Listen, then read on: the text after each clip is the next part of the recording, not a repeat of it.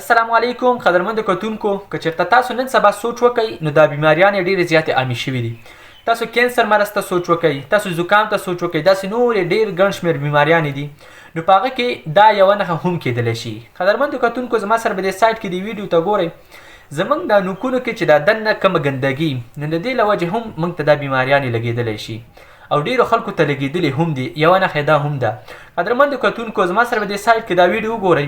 دا د چاینا والا یو کس دی او هغه ریسرچ کړی دی په دې ګندګۍ کې دننه چې کومه بیماري ده د دې ګندګۍ نه چې څه جوړیږي نو هغه راسره به دې ویډیو کې ښیي. نو راځئ زما سره دا ویډیو وګورئ.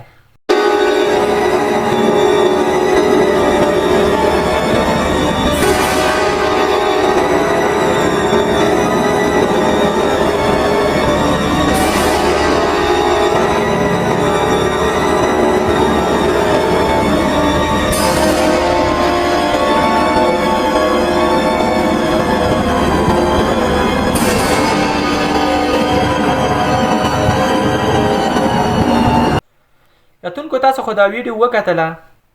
داسې ډېرې ګڼ شمېر بیماریانې دي چې د دې له وجې هم موږ ته راتللی شي. نو موږ او تاسو له پکار دی چې موږ خپل نوکونه بلکل صفا سوتره ساتو نو د دې له وجې به موږ ته بیماریانې نه لګي.